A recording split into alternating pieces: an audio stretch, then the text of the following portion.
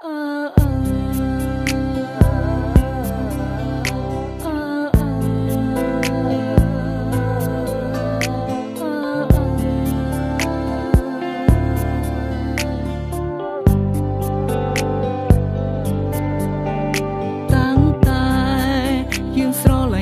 ងតែងតែលាក់បាំងអូ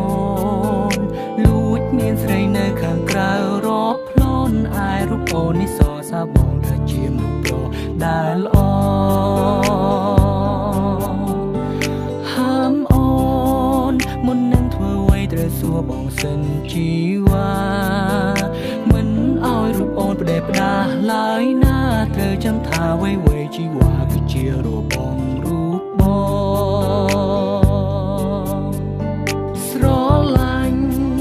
រូបអូនខ្លាំងណាស់ចង់ប្រាប់ថាខ្វះមិនបា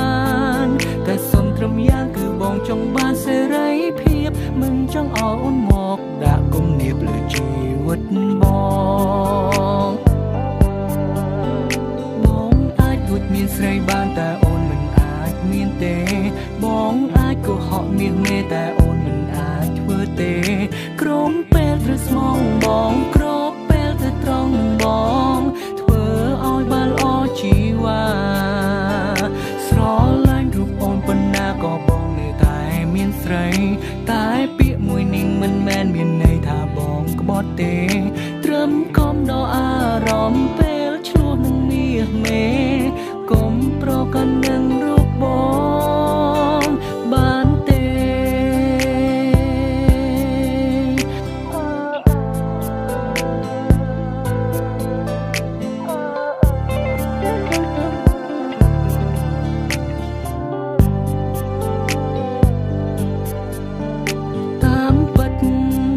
ពេលខ្លះក៏គិតថាខ្លួនឯងសែនចោមសៀ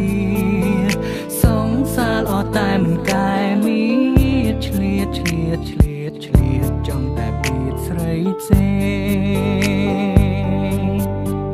ងបើសិនថ្ងៃណាអូនតន់ជន់កែងបងនឹងស្រីផ្សេងទូត្រូវប្រឈមមុខគ្នាបែកឆ្វេងក៏បងមិនលែងដៃអូនឡើយជីវ៉ាស្រឡាញ់រូបអូនខ្លាំងណាស់ចង់ប្រាប់ថាខ្វះមិនបានតែសុំត្រឹមយ៉ាងគឺបងចង់បានសេរីភាពមិនចង់ឲ្យអូនមកដាក់គំនាបលើជីវិតបង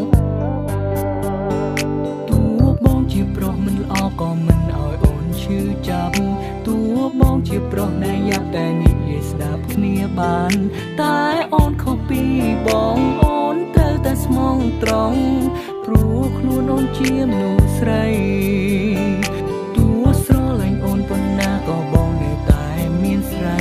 តែពាក្យមួយនេះមិនមែនមានន័យថាបងក្បត់ទេឲ្យតែលាក់អូនបានអូនគ្មានការរំខាន My first lady សុខសាន្តមានអ្វីត្រូវអរគុណគ្រប់យ៉ាងដែលអូនផ្ដល់ឲ្យបងពិតមានក្តីសុខមិនដែលស្គាល់ទេទុកជាតិនេះក៏ព្រោះមានអាចលួចមានស្រីបានតែអូនមិនអាចមានទេបងអាចកុហកមាសមេតែអូនមិនអាចធ្វើទេក្រុមពេលត្រូវស្មងបងគ្របពេលទៅត្រង់បងធ្វើឲ្យបានល្អជីវ៉ាស្រឡាញ់រូបអូនប៉ុណ្ណាក៏បងនៅតែមានស្រី